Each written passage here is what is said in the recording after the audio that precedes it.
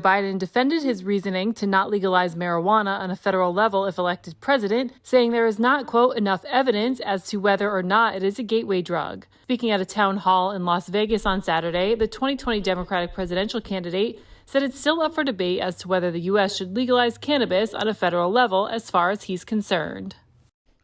What an insane campaign announcement, dude.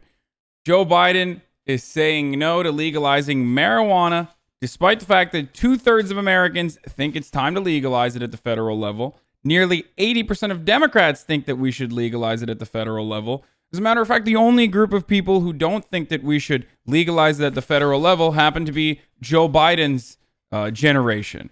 And even they have 37% that believe that we should legalize it.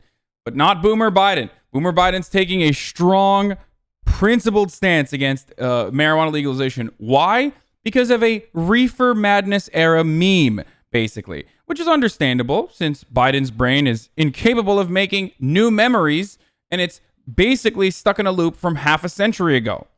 Listen, this is well established already at this point, okay? The gateway drug concept is completely outdated, okay?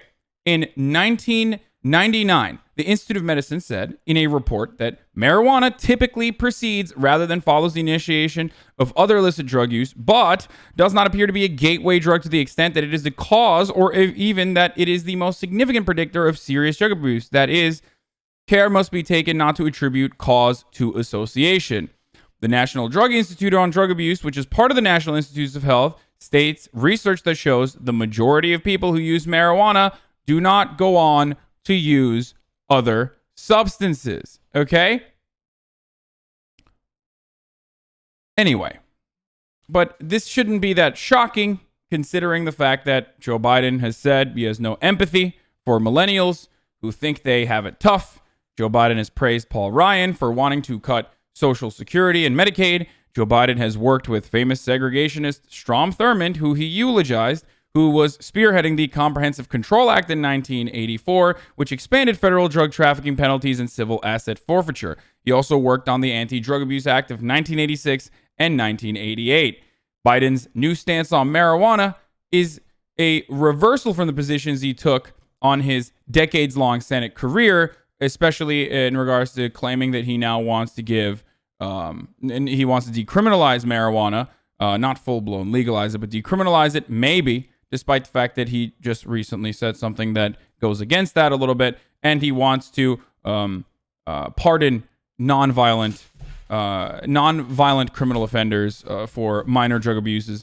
But, you know, his previous stance was in 1989, complaining of the war on drugs, which led to mass incarceration all around the country that disproportionately affected communities of color, was not tough enough or bold enough. He's also called for longer prison sentences for non-violent drug offenders and demanded to hold every drug user accountable. He wrote many of the federal laws. Most importantly, his signature achievement in Congress, which is writing the Violent Crime Control and Law Enforcement Act, which contributed to the growth of the U.S. prison population. Joe Biden has also boasted about writing the bill that became the Patriot Act, which was one of the worst rollbacks of personal privacy and civil liberties in this country's history. So, he's bad, folks. I just want to reiterate that point over and over again. He's old. His ideas are old. And also, his brain is not doing too well.